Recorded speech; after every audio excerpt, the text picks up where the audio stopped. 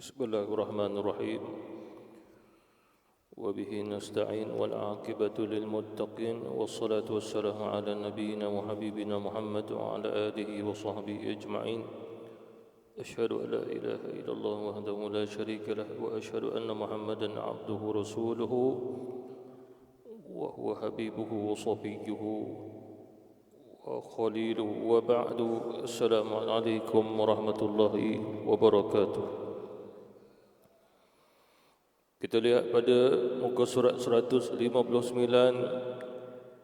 juzuk yang ke-8 surah Al-A'raf, sambungan pada ayat yang ke-73. Qala Allah Ta'ala, a'udzubillahi minasyaitonir rajim. Bismillahirrahmanirrahim.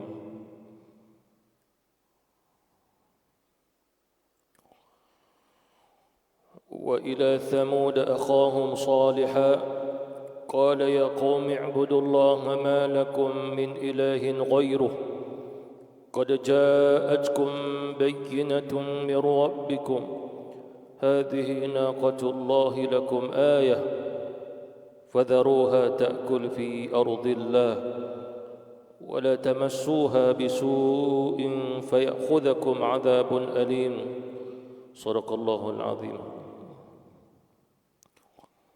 Kita lihat pada ayat yang ke-73 firman Allah Subhanahu wa taala yang bermaksud wa ila thamud akhahum salihah, dan kepadanya Thamud itu kami utus akan saudara mereka yang bernama Salihah, iaitu Nabi Saleh alaihi salatu wassalam. Qala, berkatanya Nabi Saleh alaihi wasallam kepada siapa? Maksudnya adalah kepada kaumnya, dan kaumnya itu juga termasuk daripada seketurunan dan begitu juga satu bangsa dengannya. Ya qaumi, wahai kaumku sekalian, u'budullaha, sembahlah akan Allah, ma lakum min ilahin ghairuh, tidak adanya ilah, itulah Tuhan yang layak diibadahi, disembah, melainkan hanya Dia semata-mata. Qad ja'atkum bayyinatun min rabbikum, sesungguhnya telah datang kepada kamu sekalian satu bukti yang sungguh-sungguh jelas daripada Tuhan kamu. Buktinya adalah satu mukjizat. Hadhihi, ini dia, naqatullahi lakum ayah, seekor unta betina buat kamu sebagai satu daripada bukti-bukti mukjizat. Itu makna pada ayah. Fadharuha, maka hendaklah kamu membiarkannya, iaitulah unta itu, ta'kul fi ardillah, untuk makan di bumi Allah Subhanahu wa taala ini. Wala tamassuha, dan jangan sekali-kali kamu menyentuhnya, bisu'i, dengan niat untuk menyakitinya, fayakhudhakum adzabun alim, yang menyebabkan kamu sekalian akan diazab dengan azab siksa yang tidak terperi sakitnya. Satu ayat itu terjemahan. Quran turun dengan makna, dan Quran tidak turun dengan terjemahan. Terjemahan itu kita yang memberinya. Oleh kerana itu kita perlu memahami, mempelajari maknanya Al-Quran.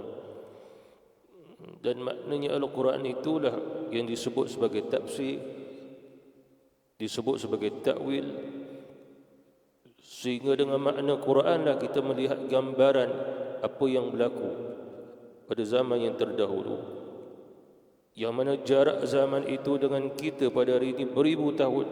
Seperti mana Allah Subhanahu wa taala bercerita kepada kita tentang umat-umat yang terdahulu yang Allah Subhanahu wa taala mengutus juga kepada mereka seorang nabi, seorang rasul, iaitulah yang bernama Saleh alaihi salatu wassalam. Wa ila Thamud, dan kepada Thamud. Di sini ulama-ulama kita khilaf disebabkan ada dua bacaan, ada dibaca wa ila Thamudan dengan tanwin, Yang ini tidak dibaca dengan tanwin. Wa idza thamuda. Jadi perlu kita fahami Thamud ini apa? Orang ke?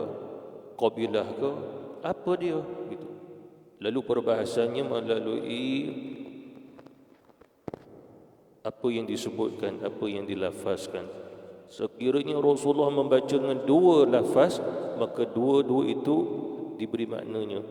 Disebabkan Rasulullah juga membaca wa ila thamudan, mana ada tanwin. Di sudut lughawi, di sudut bahasa Arab, sekiranya ada kemasukan tanwin, itu baris dua di atas itu tanwin, maka dia menunjukkan kepada nama. Ini menunjukkan Thamud boleh dinisbahkan kepada nama. Nama siapa? Nama yang kesenambungannya, keturunannya sampai kepada Nabi Nuh alaihi salatu wasalam. Seperti mana kata ulama-ulama kita bahawasanya Nabi Saleh alaihi wasallam Allah menyebut sebagai akhahum, saudara mereka. Ini menunjukkan Saleh berketurunan sampai kepada Thamud. Disebabkan Thamud itu nama orang, cuma keturunannya adalah keturunan atas daripada Saleh. Bahkan sebagian ulama menyatakan bahawasanya ini Thamud tidak lain datuk kepada Nabi Saleh alaihi salatu wasallam. Jadi Saleh bin Thamud, Samud bin Iram, Iram bin Sam, Sam bin Nuh alaihi salatu wasallam. Kaedah dia. Jadi ini menunjukkan mengapa Allah menyebut akhahum, kerana Saleh seketurunan dengannya Samud. Mesti disebut seketurunan kerana apa? Itu adalah datuknya. Dan begitu juga yang telah kita pelajari Nabi Hud alaihi salatu wasalam.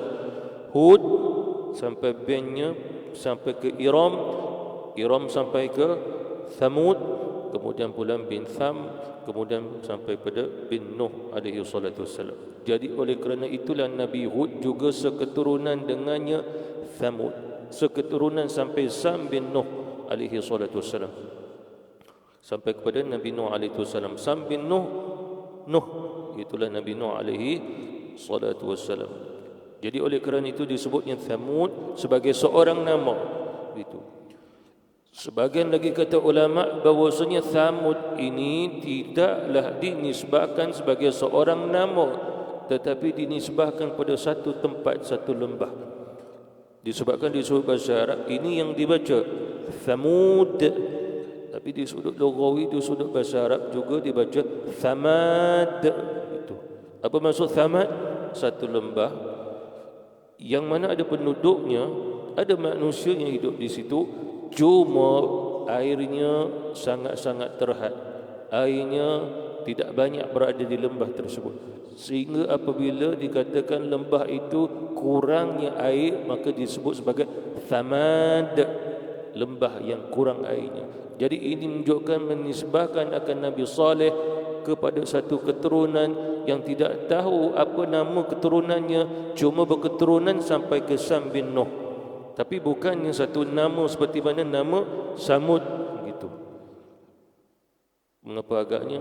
Disebabkan kalau sekiranya dikaitkan dengannya satu lembah, dia boleh dikaitkan dengan tanwin. Begitu. Itu yang pertama. Yang kedua, kalau mengikutnya bacaan di sini wa ila thamuda, tidak ada tanwin. Bila tidak ada tanwin, lalu kata ulama-ulama, maka dia dinisbahkan kepada qabilah. Kaedahnya begitu. Qabilah. Jadi apa maksudnya di sini? Maka ulama-ulama kita khilaf. Walaupun begitu, banyak ulama kita menerima Thamud adalah nama, yang mana namanya binnya sampai ke Iram, sampai kepada Sam bin Nuh. Itulah Nabi Nuh alaihi salatu wassalam. Dan Allah mengutus seorang Nabi, seorang Rasul namanya Saleh. Dan disebut Salihan. Mengapa? Kerana Arabi, dia bahasa Arab. Kalau mengikut bacaan Thamuda, tidak adanya tanwin kerana dia ajami, dia bukan bahasa Arab. Begitu kaedah pembacaan di sudut lughawi, di sudut bahasa.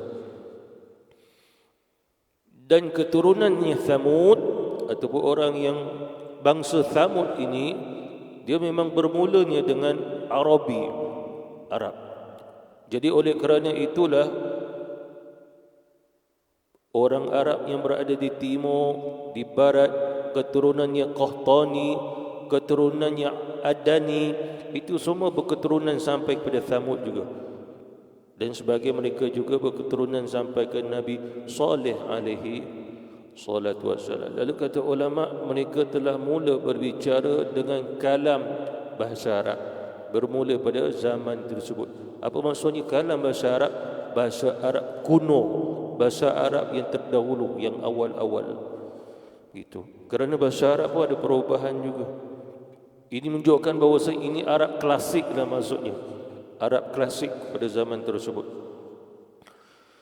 Lalu Allah Subhanahu wa taala mengutusnya Nabi Saleh alaihi wasallam kepada kaumnya, iaitu kaum Thamud, seperti mana Allah Subhanahu wa taala mengutus Nabi Nuh alaihi salatu wasallam, dan seperti mana juga dalam ayat-ayat sebelum ini, seperti mana Allah Subhanahu wa taala mengutus Nabi Hud alaihi salatu wasallam. Itu. Dan kita perhatikan apa yang didakwahkan, apa yang disampaikan oleh Nabi Saleh alaihi salatu wassalam. Ya qaum, wahai kaumku sekalian. Di sudut Arabi, di sudut bahasa Arab, bila disebutnya kaum, yang pertama dia mengenalinya kaum itu, kabilahnya, keturunannya, siapa mereka. Dan kaum itu juga mengenali dia, barulah jadi kaum itu. Ini kaum saya. Apa maksudnya? Saya mengenali mereka, mereka juga mengenali saya. Cuma ulama-ulama kita khilaf. Sewaktu Allah mengutus Nabi Saleh alaihi wasallam, usianya berapa tahun gitu. Tetapi sebahagian ulama menyatakan adalah ini penduduknya Thamud, hidup mereka adalah dalam keadaan sungguh-sungguh mewah. Kehidupan mereka adalah kehidupan yang mewah. Disebabkan nanti kita akan sampai ke ayat mereka membina rumah daripadanya gunung-gunung yang dipahat. Itu. Dan di antara mereka Allah Subhanahu wa taala memberinya umur yang panjang, sehingga di antara mereka berusia lebih 1000 tahun. Dan begitu juga Allah Subhanahu wa taala memberi kekuatan dan juga tubuh badan yang besar kena dengan usianya, kerana yang paling tinggi di antara mereka 100 hasta, rendah sikit 60 hasta. Nabi Adam pun sampai 60 hasta. Cicit dia 100 hasta. Gitu. Itu maknanya sunnatullah yang telah Allah fitrahkan kepada manusia. Oleh kerana itu tidak mustahil kita ni atuk cucu kita lebih tinggi daripada kita.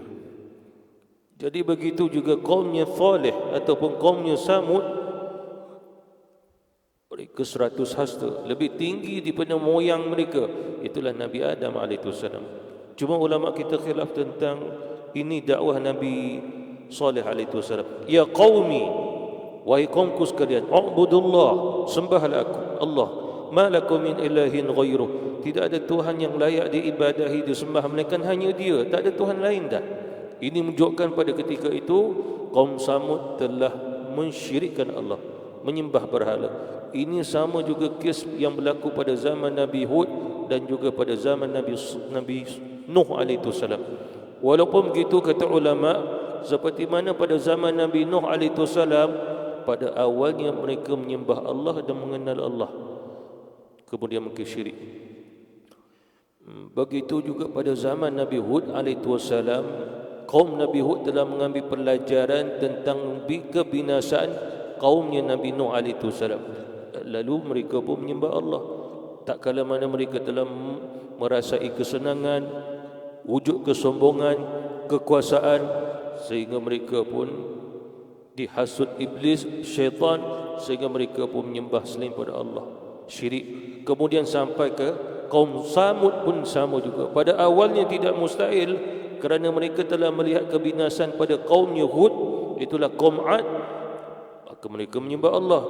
Tak kala mana kemudiannya mereka pun lalai, dan lalai di sini bukan satu jumlah yang kecil. Hampir sebahagian seluruhnya, sebahagian besarnya kaum Thamud ini pada zaman Allah mengutus Nabi Saleh menyembah berhala. Sebahagian besar, hanya sebahagian kecil yang lemah, yang miskin ada pada zaman tersebut yang mengikut dan beriman kepada Nabi Saleh alaihi wasallam. Kerana syariat pada ketika itu hanya syariat mentauhidkan Allah Subhanahu wa taala, akidah. Tidak ada cerita seperti mana kita ada jihad, ada hijrah, ada puasa, macam-macam ibadah, macam-macam syariat, ada sunnah Nabi yang perlu diikuti, ada perundangan, ada siasah, macam-macam lagi. Tetapi pada zaman yang terdahulu cukup mentauhid ke Allah, menyembah Allah dan jangan menyekutukan Allah ataupun mensyirikkan Allah Subhanahu wa ta'ala. Pada logik akal perkara ini tidak sukar, kerana ibadahnya sekadar itu, ibadahnya dengan tauhid kepada Allah Subhanahu wa ta'ala.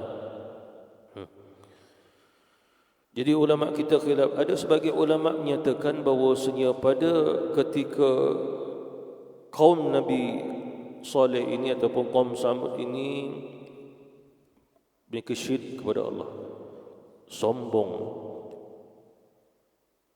lebih sukakan kesesatan berbanding daripada hidayah petunjuk. Lalu daripada keturunan Samud tadi terdapat seorang saleh yang beribadah seperti mana ibadahnya Nabi Nuh alaihi wasallam, seperti ibadahnya Nabi Hud alaihi wasallam. Siapa dia? Nabi Saleh alaihi wasallam. Itu.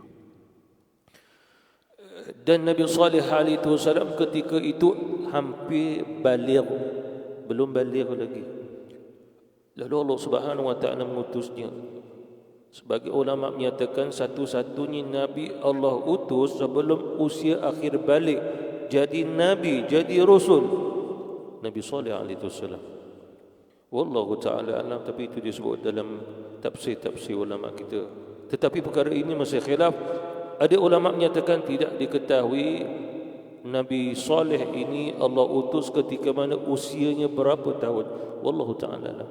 Disebabkan kebanyakan para Nabi Rasul diutus dalam usia 40 tahun. Nabi Musa, Nabi Ibrahim, Nabi kita kebanyakannya adalah dalam usia 40 tahun. Tetapi ada juga Nabi Rasul yang diutus oleh Allah dalam usia 30 tahun, antaranya Nabi Isa alaihi wasallam. Wallahu ta'ala alam. Cuma kata ulama-ulama kita, antaranya Imam An-Nawawi, walaupun begitu Nabi Saleh alaihi wasallam sempat berdakwah pada kaum Samud ini selama 40 tahun. Kemudian dia pergi ke Mekah dan wafat di sana dalam usianya 58 tahun. Muda lagi. Ada sebahagian ulama menyatakan bahawa 20 tahun, ada sebahagian kata ulama 40 tahun. Itu yang tidak diketahui secara tepat. Ini Nabi Saleh alaihi wasallam diutus dalam usia berapa dan berapa lama dia tinggal dengan kaumnya. Dalam Quran Allah Subhanahu wa taala menyebut tentang Nabi Nuh 1000 kurang 50, makna 950. Itu jelas ada ayat Quran. Tetapi tentang Nabi Saleh, wallahu taala alam. Itu kisahnya. Jadi u'budullaha ma lakum min ilahin ghairu, ini sama juga seruannya Nabi Nuh kepada kaumnya, pada umatnya. Begitu juga Nabi Hud kepada kaumnya, pada umatnya. Kemudian sampai ke Nabi Saleh alaihi wasallam. Lalu begitu juga ke Rasulullah. Nabi apabila berdakwah, ini juga yang disuruh oleh Rasulullah. Ya ma'syaral Quraisy, u'budullah ma lakum min ilahin ghairuh. Ini juga yang disuruh oleh baginda Rasulullah sallallahu alaihi wasallam. Sembahlah akan Allah, ma lakum, ini pada kamu tidak ada selain daripada Allah yang mana dia Tuhan, melainkan Tuhan itu hanya Allah. Anak bagi tahu gitu. Apa maksudnya di sini? Sembahan yang sebenarnya yang menciptakan, yang menetapkan, yang menjadikan tidak lain melainkan hanya Dia. Anak kata begitu. Melainkan hanya Dia. Dan ini adalah seruan, seolah-olah seruan dengan apa? Atas dasar kalimat la ilaha illallah. Itu seruan, itu adalah dasarnya seruan agama, atas la ilaha illallah. Qad ja'atkum bayyinatun min rabbikum, sesungguhnya telah datangnya kepada kamu bayyinatun, bukti yang jelas. Dan kata ulama, kalimah bayyinatun tidak perlu diperjelaskan lagi kerana mereka melihat dengan dua mata mereka buktinya. Contoh, kalau sekiranya ada seseorang berhutang, contohnya mudah, datang seseorang kepada kita lalu diminta hutang dia, padahal hakikatnya kita tak pernah berhutang dengan dia. Lalu apa yang kita lakukan? Kita minta bukti. Apa buktinya? Saya hutang awak, ada hitam putih ke? Jadi kita minta bukti. Itu contoh yang mudah. Lalu Allah menyebut dalam Quran, telah datang kepada mereka kebenaran. Nabi Saleh sebagai Nabi, sebagai Rasul dengan mukjizat yang luar biasa yang mereka lihat dengan dua mata.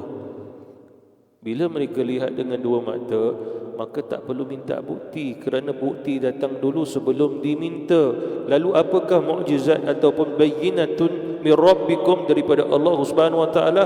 Hadhihi naqatullahi lakum ayah. Ini seekor unta betina yang Allah berikan kepada kamu sebagai tanda mukjizat. Disebabkan para nabi, para rasul mesti ada mukjizat. Mukjizat itu adalah sesuatu yang datang pada Allah yang mustahil manusia boleh meniru, ataupun ada sesuatu yang sama daripada manusia.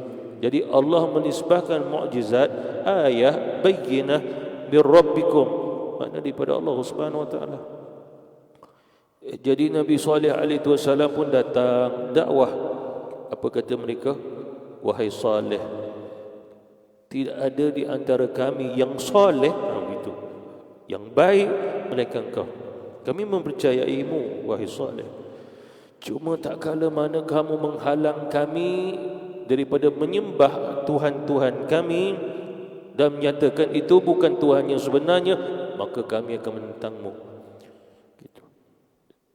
Jadi Allah Subhanahu wa taala datangkan mukjizat sebagai agar dengan mukjizat itu mereka percaya Nabi Saleh, agar mereka mengikut beriman dengannya.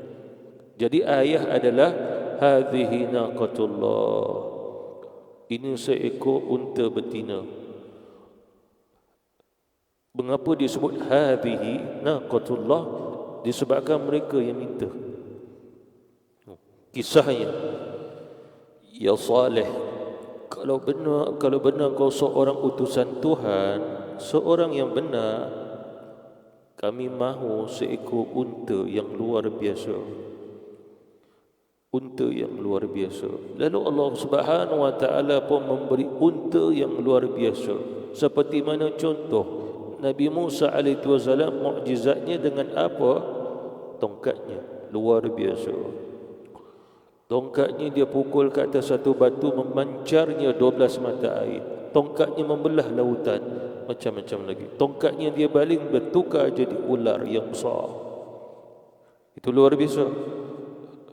Nabi Isa alaihi wasallam, Allah berinya satu ekor himar yang tak pernah dibela oleh manusia.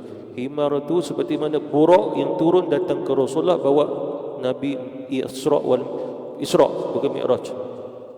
Ini daripada Mekah menuju ke Masjidil Aqsa, Nabi naik buraq. Nabi Isa mana dia pergi? Naik himar. Jadi ini kisahnya Nabi Saleh. Kerana ada di antara kita bertanya, para Nabi Rasul ada mukjizat. Apa mukjizat Nabi Saleh? Jawapannya adalah unta.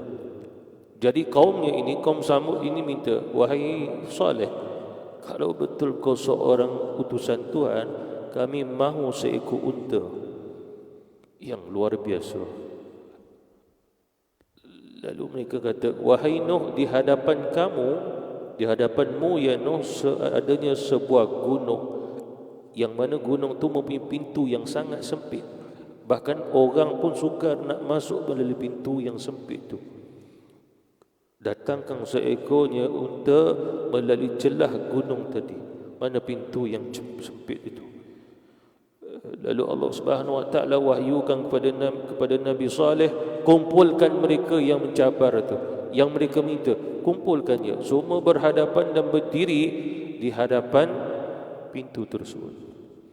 pintu gua tersebut. Sebelumnya mereka pun berkumpul, lalu mereka mengatakan begini, wahai Saleh, kami juga akan melakukannya. Kami akan minta kepada Tuhan-Tuhan kami. Maknanya mereka puja, mereka sembah berhala-berhala mereka agar keluar seekor unta daripada gunung tu. Mereka buat, tak keluar. Sebab mereka buat satu perjanjian, sekiranya ada unta yang keluar daripada gunung tersebut setelah kami meminta tolong pada Tuhan-Tuhan kami, engkau perlu mengikut kami. Tetapi kalau sekiranya engkau, wahai Saleh, meminta pertolongan kepada Tuhanmu lalu keluarnya unta, kami akan beriman dan mengikutmu. Syarat. Adakah syarat ini dipenuhi? Tidak. Itu dah sifat orang kufur kepada Allah Subhanahu Wa Taala, tu yang menyebabkan Allah mengazab mereka di atas dunia lagi, tidak ditangguhkan di akhirat. Lalu Nabi Saleh alaihi wasallam doa, keluar sungguh seekor unta daripada celah gunung ataupun pintu gunung yang sangat-sangat sempit, yang unta itu sangat-sangat besar. Bahkan kaumnya akan Thamud tadi, dia kata, wahai Saleh, kami mahu seekor unta yang luar biasa yang sedang bunting 10 bulan. Bagi syarat begitu. Lalu Allah Subhanahu Wa Taala kurniakan sungguh. Oleh kerana itulah disebut naqatullahi lakum ayah, kerana unta ni langsung daripada Allah, tak ada siapa yang menternaknya. Luar biasa. Di dalam gua, di dalam gunung terdapatnya seekor unta. Siapa yang membelanya? Lalu keluar. Dalam keadaannya unta betina itu perutnya bergerak-gerak kerana dia nak beranak. Sebab kebiasaan unta dalam usianya 10 bulan, 11 bulan, dia akan beranak lah. Keluar semua. Dan unta ini bukan unta biasa, sebab saiznya sangat besar, tak ganggu orang gitu. Lalu Nabi Saleh alaihi wasallam kata, ini naqatullah, ini dinisbahkan kepada Allah. Kerana apa? Ini bukan daripada tangan-tangan manusia. Ini unta ni tak ada siapa yang pernah membelanya. Kamu lihat sendiri, ayah bayyinah min rabbikum, daripada Allah Subhanahu Wa Taala, agar mereka beriman. Ini luar biasa. Mengapa tak luar biasa? Disebabkan besarnya saiz unta itu. Dekat kawasan situ ada tempat orang mengambil air, haiwan-haiwan mereka minum. Lalu kalau sekali unta itu datang ke tempat tersebut, sekali dia minum, habis kering seekor dia je. Padahal sebenarnya berbagai jenis ternakan, unta, kambing, semua akan minum melalui telaga tersebut. Tetapi kalau sekiranya unta yang ini, naqatullah ini, unta Allah ini minum, habis licin keringnya. Jadi kaedahnya bagaimana? Kaedahnya Nabi Saleh mengatakan, Allah memerintahkan kita agar unta ini dibiarkan untuk minum hari ini. Esok baru unta-unta ternakan kamu. Makna satu hari untuk dia akan minum sampai habis licin. Esok baru giliran kamu. Jadi jangan kacau dia, jangan sentuh dia, jangan menyakitinya. Walaupun begitu, unta ini luar biasa. Walaupun dia dah minum keringnya telaga tersebut, tetapi dia dapat mengeluarkan susu setelah dia beranak. Anak unta pun beranak, mana dia beranak anak unta seekor, kemudian pula keluarnya susu dapat diminum oleh satu kaum dengan satu jumlah yang sama banyak dengan telaga tersebut. Berbaloi satu kampung dalam dapat minum air susu unta yang manis, yang lemak, yang sangat sedap, yang tidak pernah mereka rasai. Jadi biar saja, seperti mana disebut oleh Nabi Nuh alaihi wasallam, fadharuha ta'kul fil ardillah, biarkan akan unta ini, kalau sekiranya dia pergi ke padang rumput kamu, dia makan rumput, biarkannya, jangan ganggu. Ini naqatullah, ini perintah daripada Allah Subhanahu Wa Taala. Mengapa agaknya? Kerana unta ni Allah Taala punya, padang rumput bumi ni Allah Taala punya. Bila Allah kata biarkannya, jangan kacau dia, ikut aja. Unta tu pun beranak. Diringkaskan cerita, Ada seorang perempuan yang menternak banyak unta, berniaga unta. Lalu dia terasa terganggu ekonomi perdagangan unta dia. Nak menunggu untanya minum air. Selagi mana tak minum air, tak boleh nak bawa berdagang. Kerana kena tunggu untanya naqatullah, unta Allah gilirannya hari ini. Wanita ni tak suka. Akhirnya dia mengupah ada 2 orang untuk membunuh dengan cara menyembelihnya. Allah Subhanahu wa taala biarkan, walaupun dinisbahkan naqatullah, tetapi Allah mempunyai ketetapan. Allah Subhanahu wa taala menetapkan fadharuha ta'kul fi ardillah, iaitu hendaklah kamu biarkan unta ini untuk apa? Untuk makan di bumi Allah Subhanahu wa taala, mana rumput-rumputnya. Begitu juga wala tamassuha bisu, jangan kamu mengganggu unta ini ataupun menyakitinya. Susunya kamu boleh ambil dan memanfaatkannya, minum, tetapi jangan menyakitinya sehingga menghalau dia untuk minum ke telaga kamu. Kalau kamu melakukan kejahatan atas unta tersebut, fayakhudhukum adzabun alim, lalu akhirnya mereka menyembelih unta tersebut. Tinggallah anak unta. Akhirnya anak unta itu ke mana? Lari dia daripada induknya. Ibunya telah disembelih, anak tu lari. Lalu datang Nabi Saleh, kamu telah membunuhnya, Allah akan mengazab kamu. Allah akan mengazab, menghukum kamu di atas dunia. Kalau sekiranya kamu tidak mahu diazab, kamu pergi cari akan anak unta tersebut. Cari-cari tak jumpa. Akhirnya Allah mengazab mereka sekaum itu. Disebabkan apa? Ada orang yang memang tak suka unta tu, tapi tak berani nak bunuh, tak berani nak sembelih, tapi tak suka. Akhirnya pada hari yang pertama Allah Subhanahu wa taala kuningkan muka mereka. Hari yang kedua merah muka dia. Hari yang ketiga adalah hitam muka mereka, sehingga datangnya akan wa amma thamud bitaghiyah. Bitaghiyah adalah satu gemeruntur, satu bunyi yang dahsyat sehingga mematikan mereka. Jadi itu azab Allah Subhanahu wa taala buat mereka di atas dunia lagi. Jadi inilah antara kisahnya yang diringkaskan, cerita dakwah Nabi Saleh alaihi wasallam, sehingga Allah Subhanahu wa taala mendatangkan buat mereka seekor unta yang menjadi bukti yang jelas Nabi Saleh alaihi wasallam seorang nabi, seorang rasul, seorang utusan Allah Subhanahu wa taala, dan barang siapa yang mengganggu utusannya, termasuk juga daripada tanda-tanda mukjizatnya, maka Allah Subhanahu wa taala akan mengazab mereka di atas dunia, seperti mana disebut fayakhudhukum adzabun alim, sehinggalah kaum Samud ini dibinasakan oleh Allah Subhanahu wa taala. Wallahu ta'ala alam. Jadi kita berhentilah sampai ayat yang ke-73. Wabillahi taufiq wal hidayah. Wassalamualaikum warahmatullahi wabarakatuh. Subhanakallah wa bihamdika asyhadu